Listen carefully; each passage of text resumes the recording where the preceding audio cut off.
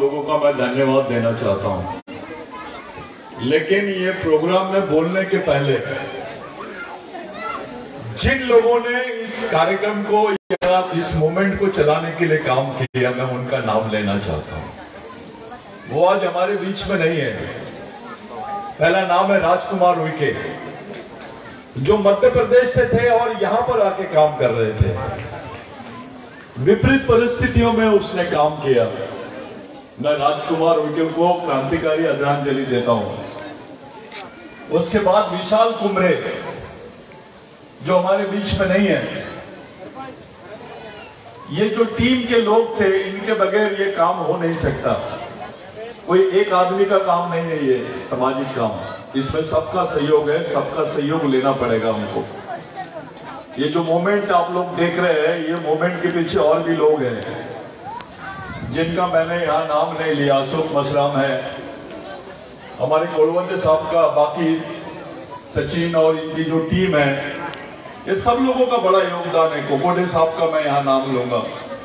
उनकी पूरी डिफेंस की ऑर्डिनेंस फैक्ट्री की टीम है, जिन लोगों ने ये क्षेत्र में काम किया। जब वो कर्मचारी थे, छुट्टियां मार मार के ये काम करते थे। पहले तो 5 लोग 6 लोग बैठते थे प्रोग्राम के लिए, धीरे धीरे बढ़ा। जब नागपुर में कार्यक्रम होता था तो लावा की एक स्पेशल रैली आती थी, मैं वो दिन भूला नहीं। यहाँ पर बहुत सारे हमारे वर्टी, जो प्रमोद वर्टी और बाकी लोग हैं, उनके भी नाम लेना चाहिए मैंने। और जितने भी महिला टीम है यहाँ की, खास करके लावा की और बाकी सोनबा नगर की जो महिलाएं टीम है, जिनके संपर्क में मैं रहा हूँ, मैं पुरुषों से ज्यादा उनको बहुत देखा कि उनमें जोश और मेहनत बहुत करते हैं। इन तमाम लोगों का जोरदार तालियों से आप लोग स्वागत करो। साथियों, मैं ज्यादा समय नहीं बोलूंगा, मेरी तबीयत खराब थी। मैं ये प्रोग्राम मिस नहीं करना चाह रहा था, क्योंकि मेरे को ऐसा लग रहा था कि ये मेरा प्रोग्राम है, मैंने जाना चाहिए, चाहे कुछ भी हो जाए। मैं दवाखाना गया धर्मपेट से और इधर आपके तरफ आया। मेरे को अच्छा लगा कि इतने लोग दिख रहे हैं, ये आयोजन है, इतना अच्छा आयोजन आप लोगों ने किए। मेरे को बहुत खुश हूं मैं। और ये जो पुतला था, ये पहले से बन के था सोनबा नगर में। वो बहुत दिनों से, रामदास मशराम दादा भी है यहाँ पर, जब सोनबा नगर में ये पुतला बन रहा था तब हम लोग देख रहे थे। हमारे लावे में, हाँ लावे में हमारे नेताम काका भी आते थे यहाँ पर, बस संपतराव नेताम काका। एक अलग टीम थी यहाँ की, आज भी है। मैं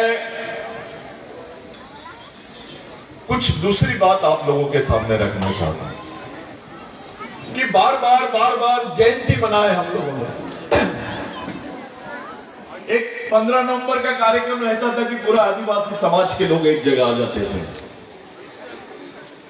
तब नागपुर में ही उस बिरसा मुंडा जयंती होती थी, बाकी क्षेत्रों में दिखाई नहीं देता था। लोग बोलते थे ये बिरसा मुंडा कहां से लाया। मैं मध्य प्रदेश में जाता था तो लोग हंसते थे, ये कौन है, कहां से लाया इसको, ये गोंड है क्या। कोई पूछता था ये प्रधान है क्या, हंसते थे लोग। आज देश का ऐसा कोई क्षेत्र नहीं है जहां भगवान बिरसा मुंडा को लोग नहीं जानते। आज तमाम आदिवासी लोग उसके नाम के आसपास दिखाई देते हैं। सब लोग बिरसा मुंडा के नाम से एक जगह हो जाते हैं। ये मूवमेंट कोई दूसरे स्टेट से नहीं चला, ये मूवमेंट नागपुर से चला है। बिरसा मुंडा झारखंड के छोटे नागपुर में पैदा हुए हैं, लेकिन उसके विचारों का विस्तार ये बड़े नागपुर से हुआ है, महाराष्ट्र के। ये मूवमेंट है जिसको आप लोग देख रहे हैं। ये आपकी मेहनत का नतीजा है कि पूरे देश के लोग आज बिरसा मुंडा को जानते हैं। इतना ही नहीं, देश के प्रधानमंत्री भी अभी इस बात पर गौर किए कि नहीं, ये नाम ऐसा है कि ये पूरे देश को, देश के आदिवासियों को रिझा सकता है। देश के पूरे आदिवासी लोग इस नाम को मानते हैं, इस प्रतिमा को मानते हैं करके उन्होंने राष्ट्रीय जनजातीय समारोह उसको घोषित किया, गौरव समारोह घोषित किया। इसके पीछे एक षड्यंत्र चल रहा है आप लोगों को कोई खुल के आदिवासी नहीं बोलता है, देश का प्रधानमंत्री रहे या राष्ट्रपति रहे। ये आपको जनजाति बोल रहे हैं, आपको वनवासी बोल रहे हैं, लेकिन खुल के आदिवासी नहीं बोल रहे हैं। इसके पीछे एक षड्यंत्र छुपा हुआ है, क्योंकि ये देश का जो डेवलपमेंट हो रहा है, इस देश में जो पैसा आ रहा है आपके नाम पे आ रहा है। ये वर्ल्ड बैंक का जो पैसा आता है, जो इस देश में आ रहा है, वो IRDP का पैसा, इंटीग्रेटेड रोड डेवलपमेंट का पैसा हो, ये बड़े बड़े पुल बना रहे हैं, ये मेट्रो विकास कर रहे हैं, इसमें सबसे ज्यादा पैसा आदिवासियों के नाम से आया है। लेकिन खुले तौर पे देश का प्रधानमंत्री आपको आदिवासी बोल के स्वीकार नहीं कर रहे हैं। वो इसलिए नहीं कर रहे हैं क्योंकि जिस दिन आपको बोल देंगे वो आदिवासी, आप उस दिन इस देश के मालिक बन जाएंगे। आप भारत के संविधान में नहीं तो अंतर्राष्ट्रीय संविधान में भी आपके अधिकारों का उल्लेख होगा, और उसमें प्रावधान है कि अगर उस देश के आदिवासियों के साथ कोई अन्याय होता है, अत्याचार होता है, तो उस देश को फंड नहीं मिलेगा, वर्ल्ड बैंक का फंड नहीं मिलेगा। ये यूनाइटेड नेशंस का यानी संयुक्त राष्ट्र संघ का प्रावधान है। अब लड़ाई ये हो रही है कि भारत सरकार बोलती है कि भारत में आदिवासी नहीं रहते हैं। 1993 में भारत सरकार ने संयुक्त राष्ट्र संघ में एक स्टेटमेंट दिया कि भारत में आदिवासी नहीं रहते हैं, और भारत में आदिवासी नहीं रहते इसका दूसरा मतलब यह होता है कि आदिवासी भारत के नागरिक नहीं हैं। ये लोगों ने इतना बड़ा झूठ बोला है और फैला रहे हैं RSS के लोग कि भाई डॉक्टर अंबेडकर ने, बाबा साहब अंबेडकर ने आदिवासियों को संविधान में परिभाषित नहीं किया। ये गलत बात है। अभी सुप्रीम कोर्ट ने 2011 का जजमेंट दिया, उसमें उल्लेख किया कि संविधान बनाने के पहले की जो बहस है, उसमें जयपाल मुंडा द्वारा उठाए गए प्रश्न पर डॉक्टर बाबा साहब अंबेडकर ने बोला कि आदिवासी कौन है, इसको लीगल फ्रेम में लाना चाहिए, क्योंकि आदिवासी जो है अलग अलग जनजाति के लोग हैं, इनको एक शेड्यूल में लाना चाहिए, और उनको लीगली डिफाइन करने के लिए यानी कानूनी दायरे में लाने के लिए बाबा साहब ने शेड्यूल ट्राइब लिखा, और ये भी लिखा कि ये वही आदिवासी है जो शेड्यूल ट्राइब है, और ये वही शेड्यूल ट्राइब है जो आदिवासी है। उसी का उल्लेख करके 60 साल के बाद में भारत सरकार में सुप्रीम कोर्ट ने जजमेंट दिया कि आदिवासी भारत के पहले नागरिक हैं। ये लड़ाई मूवमेंट की है, कोई नेता फेता ने नहीं लड़ाई। ये लड़ाई इसी मूवमेंट की है। जो नंदाबाई भील थी, उसका पिटीशन हम लोगों ने मंत्री को बंद किए, उसका विरोध किए, उसके बाद सुप्रीम कोर्ट में वो पिटीशन लेके गए। ये लड़ाई नहीं लड़ रहे थे, उस आदिवासी महिला को नंगा घुमाया गया था वहां, उसके साथ अन्याय हुआ, उसको पूरे एरिया में ऐसा नंगा घुमाया गया, उसके साथ जो हुआ है वो आप समझ नहीं सकते, बहुत दुखद घटना थी। उसको न्याय दिलाने के लिए सुप्रीम कोर्ट में गए, जब जाके सुप्रीम कोर्ट ने जजमेंट दिया कि आदिवासी भारत के पहले नागरिक है और इनको देश में पहले नागरिक होने का सम्मान मिलना चाहिए। लेकिन हो क्या रहा है, बाबा साहब नहीं है हमारे बीच में भी, अब कोई दूसरे तरीके से संविधान बनने वाला नहीं है, दिन बाय दिन ये संविधान खत्म हो रहा है, अब प्राइवेटाइज हो रहा है, सबका निजीकरण कर रहे हैं, आपको आरक्षण नहीं मिलेगा। जब आरक्षण नहीं रहेगा, आपके लिए पोस्ट ही नहीं रहेगी, तो कौन सी लड़ाई लड़ोगे, कौन से बोगस आदिवासियों की लड़ाई लड़ोगे, कौन सी लड़ाई लड़ोगे आप? अरे रिजर्वेशन का मतलब तब रहता है जब तुम्हारे पास खाली पोस्ट हो, पोस्ट ही नहीं है तो आप क्या करोगे रिजर्वेशन का? और तुम्हारे को ऐसा बेवकूफ बनाया जा रहा है कि बोगस आदिवासियों के खिलाफ में लड़ो, बोगस आदिवासियों के खिलाफ में लड़ो। आदिवासी समाज के पढ़े लिखे कर्मचारी, जिन लोगों ने 50-50 हजार, 1-1 लाख रुपए की पेमेंट उठाते हैं, वो लोग अपने दिमाग को घर में गिरवी रख के बोगस आदिवासी के पीछे भाग रहे हैं। अरे बोगस आदिवासी प्रश्न नहीं है तुम्हारा, आज तुम्हारे पहचान, तुम्हारे आने वाली जनरेशन का प्रश्न है।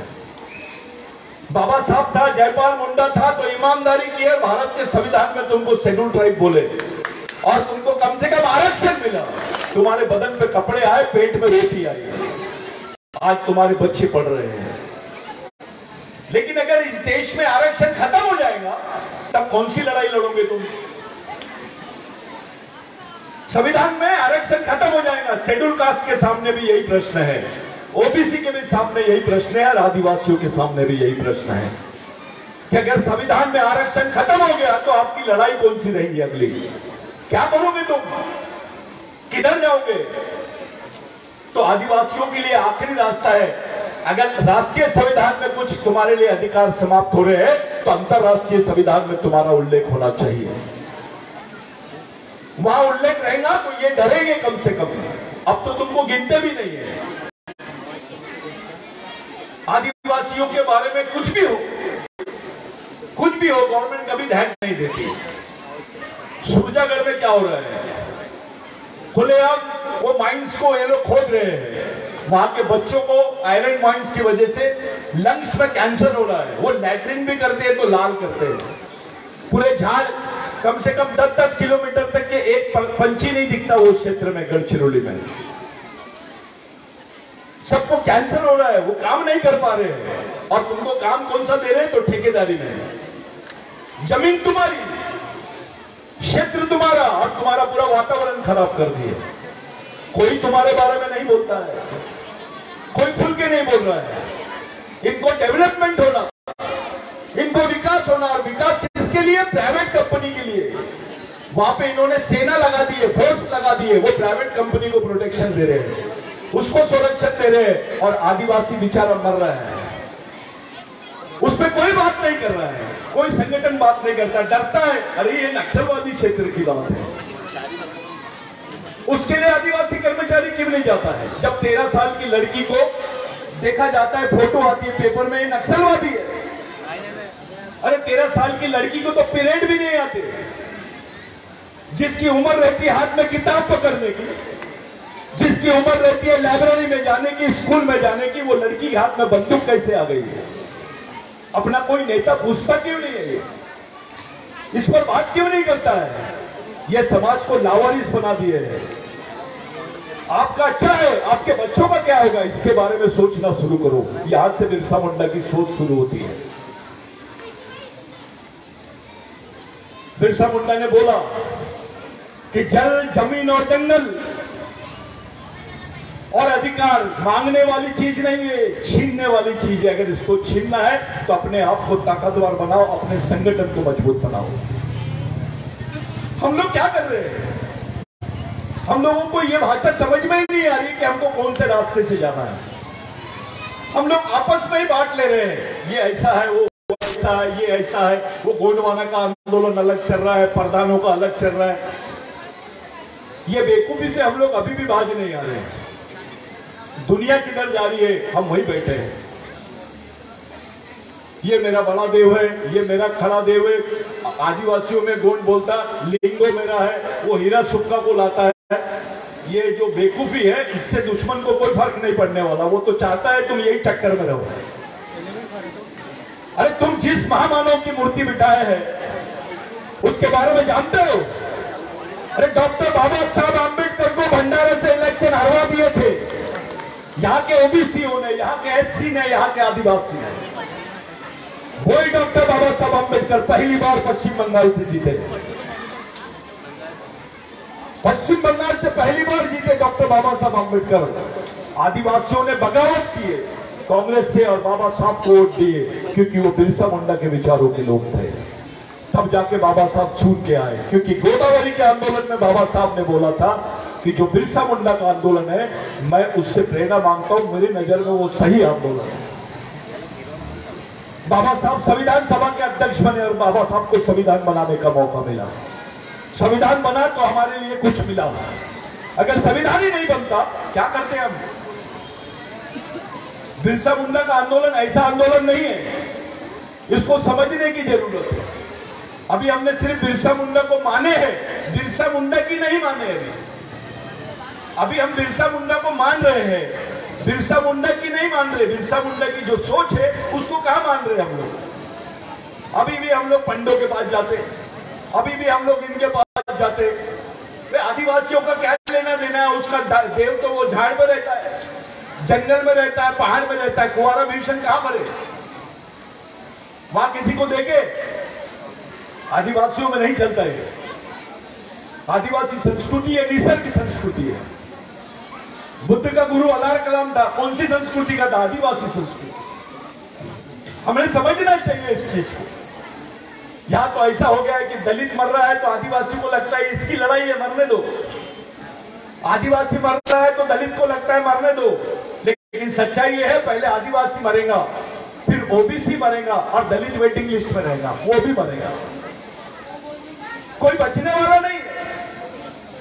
क्योंकि यहां पर छोटा सा एग्जांपल देता हूं, अभी अंबेडकरी जनता खतरे में नहीं है, अंबेडकरवाद खतरे में है। जिस विचारधारा से हमारे बदन पे कपड़े आए, हाथ में किताब आई, हिस्से में नौकरी आई, इज्जत का मकान आया, वो विचारधारा खत्म होने की कगार पे। दुश्मन उसको खत्म करना चाहता है। हमारा तो कोई बोलने वाला ही नहीं है, आदिवासियों पर तो कोई बात ही नहीं करता है।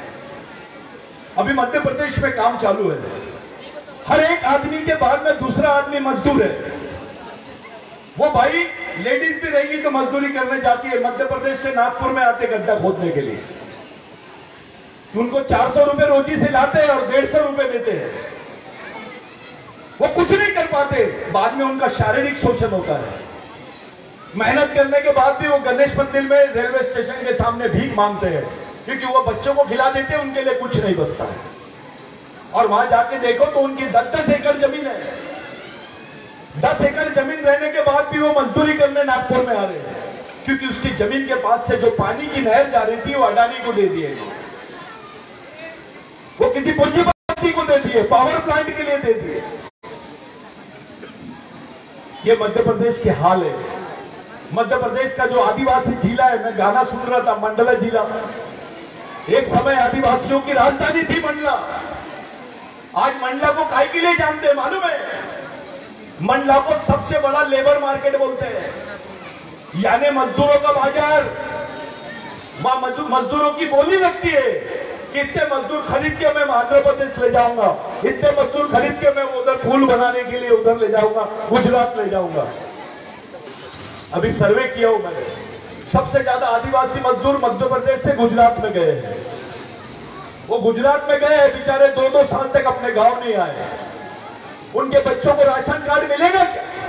उनके बच्चों को वहां पे कास्ट सर्टिफिकेट मिलेगी क्या? उनके बच्चों के हाथ में उनको स्कूल में एडमिशन मिलेगा क्या? कुछ नहीं मिलेगा। यानी अपना घर बार सब कुछ गांव छोड़ के वो दूसरे शहर में जा रहे हैं। ऐसी हालत बना दी अपने आदिवासियों की। तब कहां गया था गोंडवाना? सबसे बर्बादी का कारण है ये सोच, जिसने समाज में जातिवाद पैदा करी है। ये सोच सबसे बड़ी सोच है, इसको खत्म करना पड़ेगा। कोई प्रधान मेड़ावा ले रहा है। अबे लिंगो और हीरा सुक्का था तब कोई बोर्ड और प्रधान नहीं था, ऐसा था तो बताओ। गलत लिख के रखे सब। कभी किसी ने सुना फड़ोर पेन? नहीं, फड़ा पेन। गोडी में फड़ा यानी बड़ी, और पेन यानी देव, भगवान नहीं। भगवान का भी भगवान। मां को बोलते हैं, महिला को बोलते हैं फड़ा, अपने गोडी में बोलते हैं फड़ा पेन, फड़ोर पेन नहीं बोलते। यानी इस संस्कृति की जो जनक है वो महिला है, पुरुष नहीं है। दुनिया के सभी धर्मों को पुरुष ने बनाया, लेकिन आदिवासी संस्कृति को महिला ने बनाया। इसलिए आदिवासी संस्कृति में महिला का स्थान भगवान से ज्यादा है। ये लोग बड़ी बड़ी बात कर रहे हैं। अपने आदिवासी लड़के झंडा लेके आरएसएस में जाते हैं। अरे इस देश में भगवान राम को न्याय मिल गया, लोग मान लिए। कोर्ट में बोला कि राम यहां पैदा हुए थे तो सबने मान लिए। लेकिन उसी कोर्ट ने बोला कि आदिवासी देश का मालिक है, कोई नहीं मान रहा है। राम को न्याय मिल जाता है, आदिवासियों को नहीं मिलता है। भाई देश का ओरिजिनल मालिक राम नहीं है, आदिवासी। और जब भगवान भी पैदा नहीं हुए थे भारत में, तब से आदिवासी रहता है। ये बात सच्चाई है, मैं नहीं बोल रहा हूं, ये साइंस बोलता है। बिरसा मुंडा के आंदोलन की तरफ चलते हैं। बिरसा मुंडा का आंदोलन सत्यशोधक समाज के उसमें प्रभाव दिखते हैं आपको, महात्मा फुले के आंदोलन से जुड़ा हुआ है। बिरसा मुंडा के आंदोलन की हमको जरूरत क्यों पड़ी? क्योंकि हमारे लोग सोचते थे बाबा साहब का नाम लेंगे, वो तो जैवी में। आज से 15 साल पहले तक कोई आदिवासी अपने घर में बाबा साहब की फोटो नहीं लगाता था। यही मूवमेंट है जिसकी वजह से आज आदिवासियों के घर में बाबा साहब की सोच गई, बाबा साहब गया। दलितों ने भी उतना नहीं किया, दलित नेता ने भी अपने अपने किए। प्रकाश भाऊ आदिवासी मोहल्ले में रहता है करके ठीक है, क्योंकि वो आधा आदिवासी है।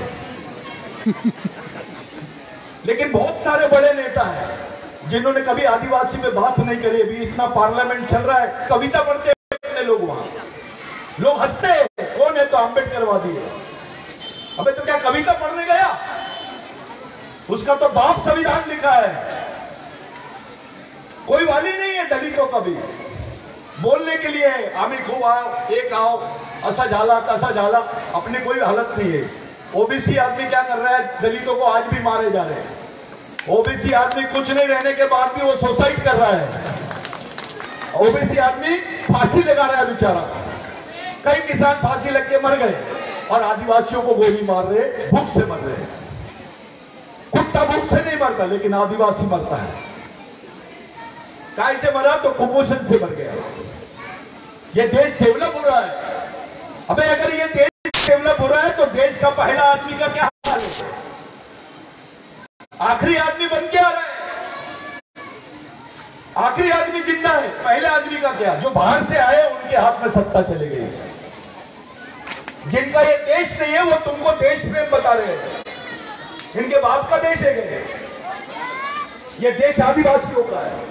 यहां का ओबीसी, यहां का दलित, यहां का अल्पसंख्यक आदिवासियों के वंशज है। ये सच्चाई है। जिस दिन आदिवासी वनवासी हो जाएगा, ओबीसी, दलित और अल्पसंख्यक स्वर्गवासी हो जाएंगे। कोई नहीं पूछेगा, क्योंकि इस देश में जब लड़ाई आएगी कि देश किसका है, तो खुल के बोलना पड़ेगा ओबीसी को कि मैं आदिवासियों का वंशज हूं। दलित बोलेगा मैं आदिवासियों का वंशज हूं, या अल्पसंख्यक बोलेगा कि मैं आदिवासियों का वंशज हूं, तब इस देश में जगह मिलेगी। न तो ये देश तो अलग ही तरफ जा रहा है। बेवकूफ बना रहे हमको। हिंदू राष्ट्र की बात कर रहे हैं।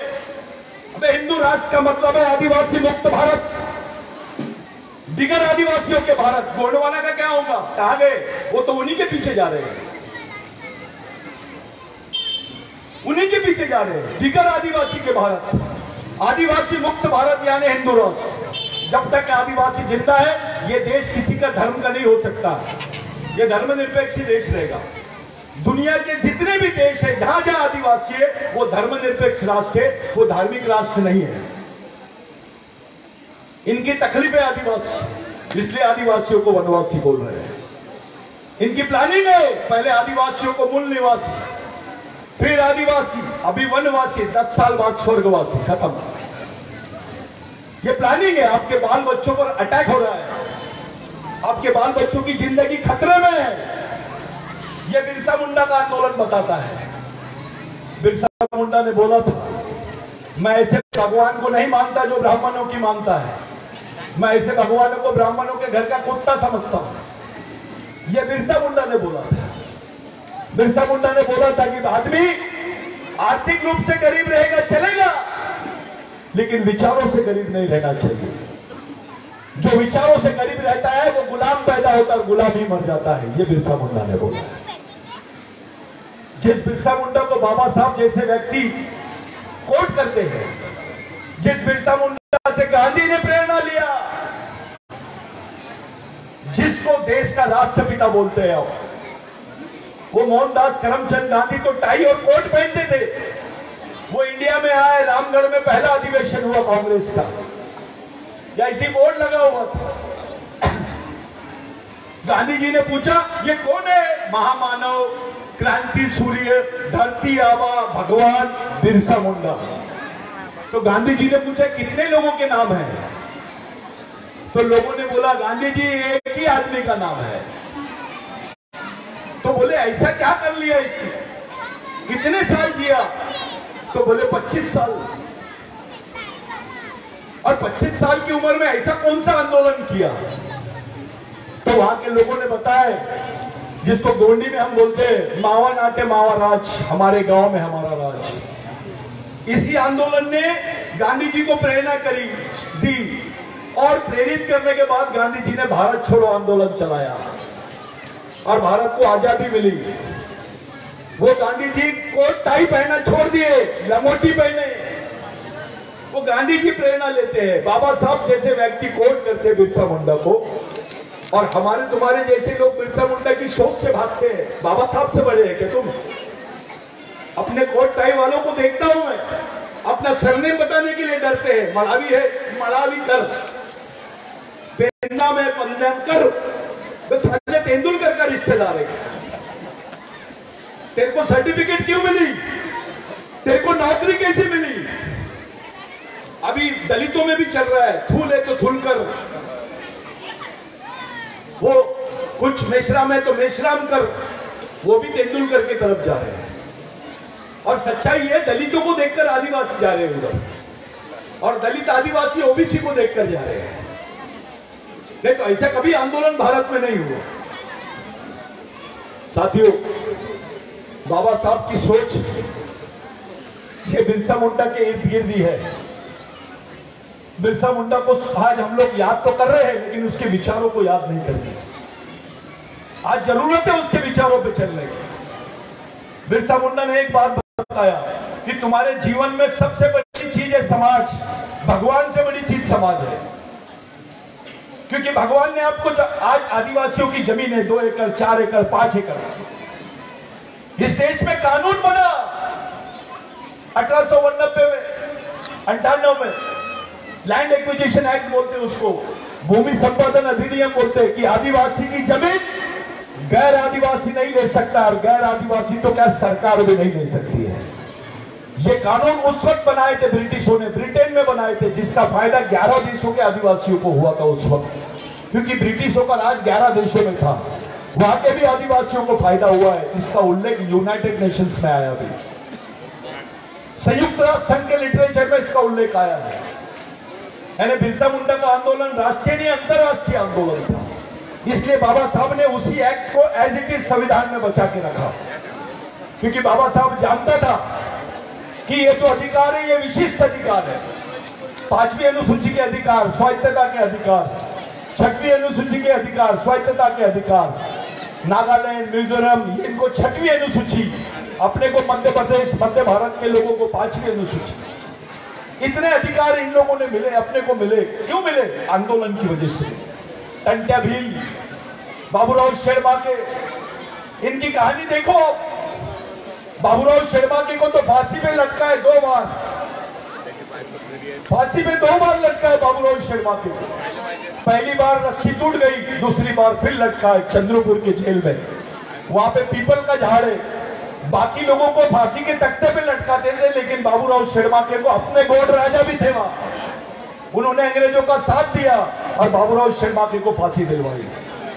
केवल फांसी नहीं दी भाइयों, उसको फांसी देने के बाद चूने की भट्टी में डाले, चूने की भट्टी में डाल दिए, उसकी पूरी बॉडी को गला दिए ताकि उसके अवशेष न रहे, उसकी समाधि न बने, नहीं तो आदिवासी समाज उसको भगवान मान लेगा। ये षड्यंत्र करने के पीछे आदिवासी राजाओं का भी हाथ था। अपने ही लोगों ने अपने लोगों को मारे। टंट्या भील का भी वही इतिहास था।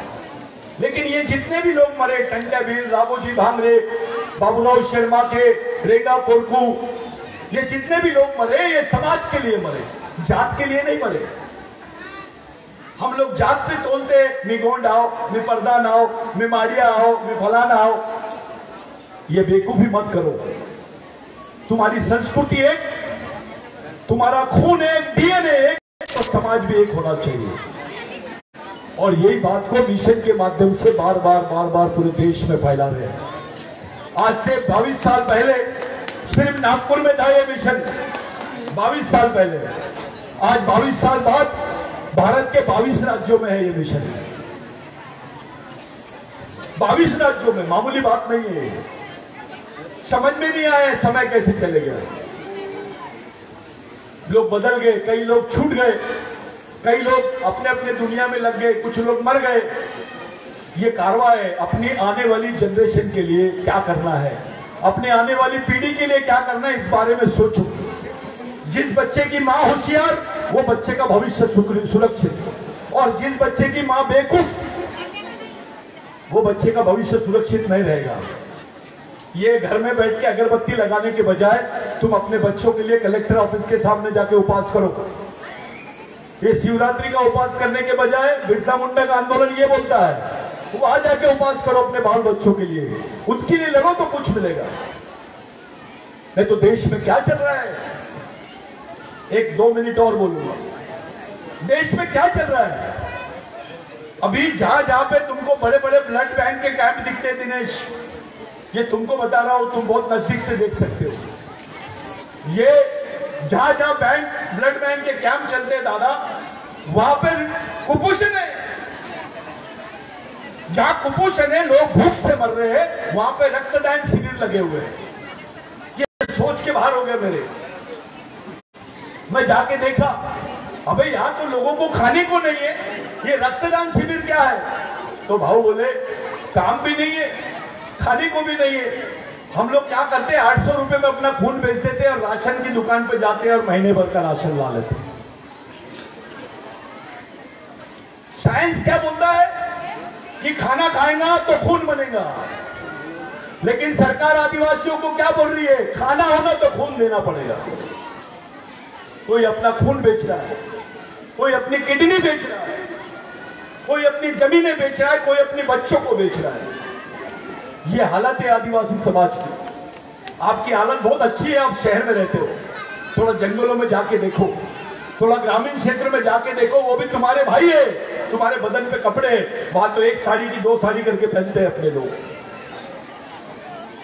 अपने को उनके लिए भी सोचना है, केवल यहां के लिए नहीं कि सोनमा नगर में या लावा धाबा में आंदोलन खत्म हो जाता, नहीं। लावा धाबे का आंदोलन गढ़चिरौली, बस्तर, नागालैंड तक कैसे जाएगा, इस बारे में ये संगठन से नहीं होगा। आप 1000 संगठन बना लेंगे, अपन कुछ नहीं होगा। जब तक कि हमारे पास मूवमेंट नहीं रहेगी, विचारधारा नहीं रहेगी, मिशन नहीं रहेगा, हम कुछ नहीं कर पाएंगे। मेरी महिलाओं से विनती है कि आप जागरूक होकर सोचो, ऐसा सीधा सीधा मत सोचो। तुम्हारे बच्चे का दुश्मन कौन है वो पहचानो, अब तुम्हारे दुश्मन कौन है ये मत सोचो, क्योंकि अब तुम्हारी उम्र चल रही है, अपन चले जाएंगे। अपने बच्चों का क्या होगा, चाहे वो दलित हो, आदिवासी हो या ओबीसी हो, तीनों के यही हाल है। एक झूठी शान बता के कोई मतलब नहीं है। एक ऐसा आदमी जो तुम्हारी सर्टिफिकेट लेता है, तुम्हारे समाज का नहीं रहता है और उसके बदले नौकरी लेता है, ऐसे आदमी को तुम बोगस आदिवासी बोलते। लेकिन समाज में एक ऐसा आदमी भी है जो तुम्हारे ही समाज का है, तुम्हारा ही आरक्षण लेता है और तुम्हारे ही समाज से गद्दारी करता है। ये गद्दार आदिवासी है। ये बोगस आदिवासी से ज्यादा खतरनाक प्रश्न गद्दार आदिवासी का है। साथियों, अपनी पहचान के लिए, अपने अस्तित्व के लिए, अपने आने वाली पीढ़ी के लिए अगर तुमको सही में जीना है तो तुमको ये बिरसा मुंडा का ही मार्ग, बाबा साहब का ही मार्ग, महात्मा फुले का ही मार्ग समझ में आए। अरे बाबा साहब को तो महीने भर बाद पता चलता था कि उनके बच्चे की मौत हो गई। महीने भर बाद उनको पता चलता था कि उनके बच्चे की मौत हो गई। महात्मा फुले इतना बड़ा काम किए, जब वो गुजर गए तो वहां से म्युनिसिपालिटी की गाड़ी आई थी उनके लिए। बिरसा मुंडा जब उनको फांसी दे रहे थे तो उन्होंने बोले, यार इस समाज के लिए मैं कितने भी बार पैदा होगा, कितने भी बार बनूंगा। बिरसा मुंडा के सामने पेपर रख दिए थे, यहां तो लोगों ने माफिया मांग लिए, जान बचा लिए, लेकिन बिरसा मुंडा को सामने पेपर रखे थे अंग्रेजों ने, और अंग्रेजों को यहाँ के उच्च वर्णियों में रखने लगाए थे कि बोल, तू इस देश का मूल मालिक नहीं है, आदिवासी नहीं है, हम तेरी फांसी की सजा माफ कर देंगे। रात भर बिरसा मुंडा को पॉइजन देके उसकी चमड़ी निकाले, 2 हिस्ट्री मिलती है, बिरसा मुंडा को फांसी दी है, बीमार हो गया, ये गलत बात है। उसकी 2 हिस्ट्री है, उनके मरने के बाद में उनके साथीदार ने ये बयान दिया है, जॉन हैंसॉप ने अपनी किताब में लिखा है कि बिरसा मुंडा की खाल निकाली गई। बकरा छिलने के बाद कैसे बकरे को काटने के बाद उसकी चमड़ी निकालते, ऐसी बिरसा मुंडा की चमड़ी निकाली जा रही थी और उसको बोला जा रहा था कि बोल तू आदिवासी नहीं है, हम तेरी फांसी की सजा माफ कर देंगे। रात भर तड़पता रहा बिरसा मुंडा, लेकिन बोला आखिरी में कि मैं आदिवासी था, आदिवासी हूं और आदिवासी ही रहूंगा। मर गया, उसको लगा कि मेरे खून का कतरा कतरा मेरी आने वाली जनरेशन के लिए काम आए। ऐसी लड़ाई भगवान ने लड़ा कि तुम्हारे लिए? मेरे को बताओ, कौन से भगवान ने तुमको जमीन दिया? कौन से भगवान ने तुमको आरक्षण दिया? कौन से भगवान ने तुमको प्रोटेक्शन दिया? ये वो भगवान है जिनके फोटो लगी है, ये ओरिजिनल भगवान है। मैं इसलिए बोल रहा हूं कि आपको आने वाले समय में जीने का तरीका आ जाना चाहिए, नहीं तो धोखा खा जाएंगे हम। ये बहुत बुरी हालत है हमारे, सबसे कमजोर आदमी है हम। इस देश के पहले आदमी थे आदिवासी, अभी आखिरी आदमी बन गए हैं। कुछ दिनों के बाद देश में आदिवासी नाम का आदमी नहीं मिलेगा, क्योंकि प्रधानमंत्री जी खुलेआम जनजाति बोलते हैं। आप डरते हैं आदिवासी बोलने से, आरएसएस के लोग डरते हैं तुमको आदिवासी बोलने से। क्या बात है? उनको लगता है भाई इसको आदिवासी बोलेंगे लंगोटी वाले को तो ये तो खड़ा हो जाएगा और ये बोलेगा मैं तो मालिक हूं, मैं जिस देश का मालिक हूं आप उस देश के प्रधानमंत्री हो। ये बहुत बड़ी बात है। एक आखिरी बात बोलते हुए आपसे मैं, क्योंकि बहुत देर से आप लोग बैठे हैं, इस देश ब्राह्मण होना बड़ी बात नहीं है, इस देश में हिंदू होना बड़ी बात नहीं है, इस देश में क्रिश्चियन होना बड़ी बात नहीं है, इस देश में किसी भी धर्म का होना बड़ी बात नहीं है। बड़ी बात यह है आदिवासी होना। जिस वक्त आप अपने आप को आदिवासी बोलते हो, इस देश के मालिक कहलाते हो। यह पहचान आपको कोई नहीं दे सकता है, यह पहचान कोई भगवान भी नहीं दे सकता है आपको। अपनी पहचान को खो मत। आपके पास में सिर्फ पहचान के अलावा कुछ नहीं बचा है। कम से कम उसको बचाने के लिए हम लोगों ने लड़ना चाहिए, आगे कुछ करना चाहिए। मेरे को बहुत अच्छा लगा कि जहां बिरसा मुंडा का पुतला बैठा है वहां बाबा साहब का पुतला बैठा है। ये दोनों की मूवमेंट एक ही है, बिरसा मुंडा की जमीन पे अम्बेडकरवाद और बिरसावाद का जो आंदोलन है वो महात्मा फुले की जमीन पर है। महात्मा फुले की जमीन पे बिरसा और बिरसा की जमीन पे बाबा साहब। ये कनेक्शन समझना पड़ेगा अपने को। आज जितने लड़के आज यूथ है, मेरी कोशिश है आप लोगों से, मेरी विनती हाथ जोड़ के कि जो आप लोगों ने खड़ा किए मिशन, ये जो मूवमेंट इतना चल रहा है ये तुम्हारा है। तुम इसको खड़े करो, इसको आओ, ये तुम्हारा है, किसी के बाप का नहीं है। ये तुम्हारा है, ये समाज की संपत्ति है, इसको लो। अपना तो नारा है, राजा का बेटा राजा नहीं और नेता का बेटा नेता नहीं। समाज के गरीब आदमी का भी बच्चा समाज का नेता बनना चाहिए, इसलिए मिशन खड़ा किए। और ये देख रहे हैं आप, जितने लोग हैं जिन्होंने मेहनत की है, इस कार्यक्रम को ऐसे आयोजन यहाँ बहुत अच्छा होता है, मैं उनको सैल्यूट करता हूँ। वो पुतला बिठाने के लिए बधाई देता हूँ। बहुत अच्छा माहौल है यहाँ दलित है, यहाँ ओबीसी है, यहाँ आदिवासी है। लेकिन दलितों को और ओबीसी को मालूम होना चाहिए बिरसा मुंडा का उनसे क्या कनेक्शन है।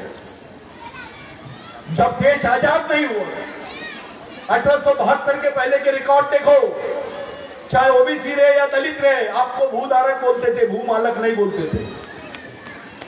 आपको भूधारक बोलते थे, भूमि का धारण करने वाला।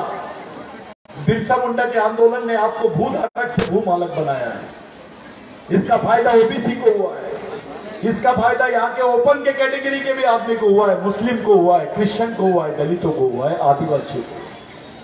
पहले अंग्रेज आपको बोलते नहीं थे, पेशवाई के लोगों ने तो आपसे पूरे अधिकार छीन लिए थे, भूमि के अधिकार छीन लिए थे। बिरसा मुंडा का आंदोलन, उसके पहले बाबूराव शर्मा जी का जो आंदोलन था, उसका एक खास बात बता देता था। पहले आदिवासी महिलाओं को दंडकारण्य में ब्लाउज पहनने के ऊपर टैक्स लगता था, टैक्स। हमारी महिलाओं को टैक्स, ब्लाउज नहीं पहनने देते थे वहां, अगर ब्लाउज पहनेगी तो टैक्स देंगी। ये हालत थे राजा आदिवासी का, लेकिन कानून पूरा मनुवादियों का। ऐसे हालात में टंटाबिल ने, बिरसा मुंडा ने, राघोजी भांगरे ने, बाबूराव शर्मा ने लड़ाई लड़ी है। मेरे भाइयों, मैं तुम लोगों को बधाई देता हूं। आप लोग बहुत देर से बैठे हैं, ये बच्चे डांस करने वाले भी खड़े हैं। किसी दिन और हम लोग बात करेंगे, लेकिन लोग गंभीर हो गए। आप लोग सोचो कि आपको करना क्या चाहिए। अच्छा आदमी वही है, बिरसावादी वही है जो कम से कम अपने दुश्मन को और दोस्त को पहचान ले, अपने बच्चों के भविष्य के बारे में सोच ले, कम से कम अपने बच्चों के भविष्य के साथ देखते हुए समाज के साथ खड़े हो जाए। जिस दिन समाज नाम की चीज खत्म हो जाएंगी, आपका कोई वजूद नहीं रहेगा। आप जो कुछ भी हो समाज की वजह से, आपकी पहचान समाज की वजह से, आपका संरक्षण समाज की वजह से, आपका आरक्षण समाज की वजह से, आपका अस्तित्व समाज की वजह से, आपकी शादी समाज की वजह से, आपकी मैयत समाज की वजह से, और उसी समाज को खत्म करने की तैयारी कर रहे हैं। ऐसा नहीं होना चाहिए। कोई जातिवाद नहीं, कोई पार्टीवाद नहीं, कोई क्षेत्रवाद नहीं, केवल समाज और समाजवाद के बारे में आप लोग सोचो। बिरसा मुंडा का कहना था कि जिसको समाज समझ गया उसको भगवान की जरूरत नहीं रहती है, जिसको समाज नहीं समझा उसको भगवान की जरूरत है, जिसको समाज समझ गया उसको किसी की जरूरत नहीं है। मेरी आप लोगों से विनती है कि कुछ सोचो, कुछ सोचा जाए, कुछ सब लोग मिलके करो। यहाँ नागपुर में एक गढ़ है, यहाँ से आरएसएस का मूवमेंट चलता है, यहाँ से मुस्लिम लीग का मूवमेंट चलता है, यहाँ से क्रिश्चियन भाइयों का मूवमेंट चलता है, यहाँ से बाबा साहब की दीक्षा भूमि से अंबेडकरवाद का मूवमेंट चलता है। और ये आदिवासियों की राजधानी है नागपुर। हम बोलते हैं गोंड राजा का बसाया हुआ नागपुर है, और इसी नागपुर से पूरे देश में आदिवासियों का आंदोलन चलना चाहिए। ऐसी सोच निर्माण करके हमको काम करना पड़ेगा। 1-1 रुपए रोज समाज के लिए डालो, 1 रुपए रोज ईमानदारी से। अगर नागपुर के 1,80,000 आदिवासियों ने डाल दिए 1 रुपए, तो 1 लाख रुपए जमा हो जाएंगे आपके पास रोज। हमको किसी के सामने भीख मांगने की जरूरत नहीं पड़ेगी।